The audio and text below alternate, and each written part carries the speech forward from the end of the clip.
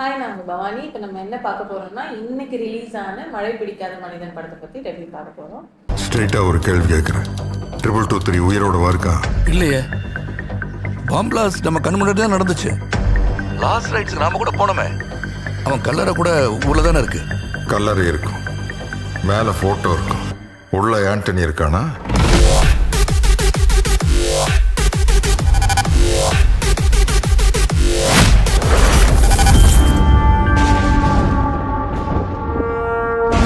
படத்துல விஜய் ஆண்டனி, சரத்குமார், சத்யராஜ், சரண்யா பொன்வண்ணன், தலைவாசல் விஜய் இந்த மாதிரி பல நட்சத்திரங்கள் நடிச்சிருக்காங்க. இந்த படத்தை யார் டைரக்ட் பண்ணியிருக்கான்னு பார்த்தீங்கன்னா விஜய் மில்டன் அவர்கள் டைரக்ட் பண்ணியிருக்காங்க. சினிமாட்டோகிராஃபரும் விஜய் மில்டன் தான்.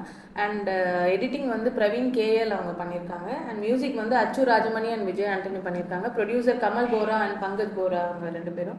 ஸ்டண்ட் கொரியோகிராஃபி யாருன்னு பார்த்தீங்கன்னா Supreme Sundar, Mahesh Mathew and Kevin Kumar பண்ணியிருக்காங்க. மில்டன் டைரக்ட் பண்ண படம் என்னென்னு பார்த்தோம்னா அழகா இருக்கிறாய், பயமா இருக்கிறது, அப்புறம் கோலிசோட பார்ட் 1, 2, கடுகுன்னு ஒரு படம் பண்ணாங்க. அப்புறம் 10 என்றதுக்குள்ள விக்ரம் வச்சு பண்ண படம். இப்போ ரொம்ப நாளுக்கு அப்புறம் வந்து மழை பிடிக்காத மனிதன் விஜய் ஆண்டனியை வச்சு பண்ணியிருக்காங்க.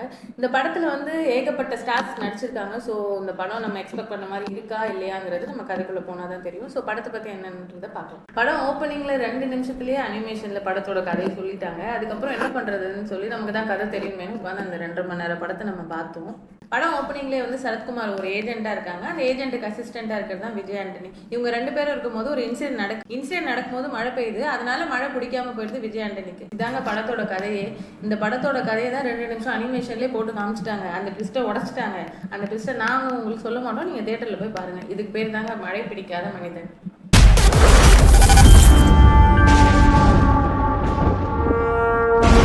படத்தோட ப்ளஸ் என்னன்றதை பார்த்தோம்னா சரண்யா பொன்வண்ணன் ரொம்ப நல்லா பண்ணியிருக்காங்க. அவங்களுக்கு கொடுத்துருக்க ரோல். சரத்குமார் சார் வந்து அவங்களுக்கு கொடுத்துருக்க ரோலை ஆப்டாக பண்ணியிருக்காங்க.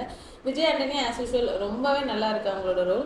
அண்ட் விஜய் ஆண்டனியோட ஃப்ரெண்டாக நடிச்ச முரளி சர்மா, பிருத்வி அம்பார் இந்த மாதிரி அவங்களுக்கு கொடுத்துருக்க ரோல் அவங்க ரொம்ப சிறப்பாக பண்ணியிருக்காங்க. இந்த படத்தோட மைனஸ்ன்னு பார்த்தீங்கன்னா அந்த 2 நிமிஷம் அனிமேஷன் தாங்க. அதுலேயே படத்தை வந்து சொதப்பிட்டாங்க. அதுலேயே கதையை சொல்லிட்டாங்க. அந்த 2 நிமிஷம் அனிமேஷனால நல்ல படமாக வர வேண்டிய படம் இப்படி ஒரு நார்மலாக ஆவரேஜ் படமாக ஆயிருக்கு.